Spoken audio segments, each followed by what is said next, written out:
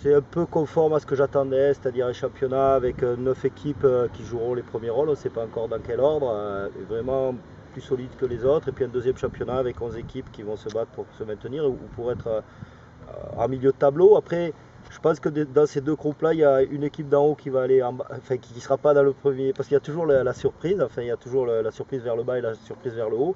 Et puis je pense qu'il y a une équipe qui apparemment est du deuxième chapeau qui peut très bien jouer les premiers rôles autour de la cinquième place. Donc sur les performances, on est déçu surtout de la défaite contre Saint-Etienne. Après, voilà, maintenant le fait que ce soit arrivé, ça prouve à tout le monde qu'on n'est que des promus, qu'il faut qu'on prenne vite des réflexes du haut niveau, qu'on ait beaucoup plus d'exigences sur l'aspect défensif et ça concerne tout le monde. Voilà, donc ça nous donne les repères pour le cycle de travail à avoir et il a fallu qu'on prenne cette claque-là parce que 3-0 chez soi c'est quand même une grosse déception. Le public a été formidable, je dirais de tolérance, je dirais. Mais bon, ça ne pourra pas durer, il va falloir qu'on se reprenne. Après, on aura des matchs à domicile difficiles. Hein. Le prochain, ce sera PSG. Mais en attendant, il y aura Evian à l'extérieur qui sera aussi un match important contre une équipe de notre division, j'ai envie de dire. Et donc, je pense chaque joueur, je pense, a pris conscience qu'il faut qu'il monte d'un cran dans sa volonté défensive. Et ce sera indispensable. Et si on ne le fait pas, on aura encore de grosses désillusions. Peut-être, il y a deux aspects. Le fait de prendre une claque aussitôt fait prendre conscience à tout le monde qu'on est en Ligue 1 et qu'on y est vraiment et qu'il y a des équipes qui nous sont supérieures.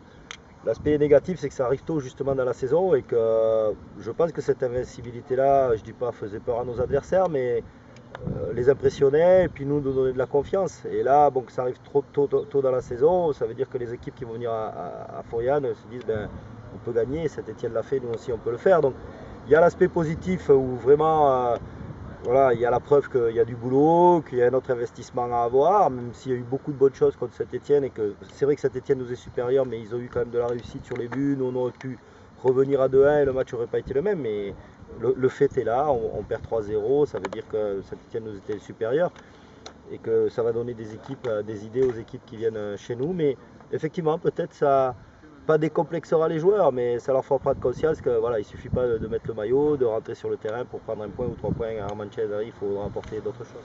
Alors moi je ne tire jamais d'analyse définitive sur un seul match, parce qu'il y a des contextes de match. Ce qui me fait dire qu'il faut qu'on soit beaucoup plus exigeant, y compris à domicile d'un point de vue défensif, c'est les deux matchs, parce qu'on prend quand même 3 buts à Rennes. Les gens ont trouvé qu'on avait fait un bon match à Rennes. Moi, j'étais pas tout à fait de cet avis parce que quand tu prends 3 buts, tu peux pas gagner un match. C'est absolument impossible. On prend 2 fois 3 buts. Voilà, si ça arrive une fois, tu peux avancer certains arguments. Quand ça arrive 2 fois d'affilée, ça veut dire qu'il y a des choses vraiment à corriger. Je ne dis pas que le problème est grave.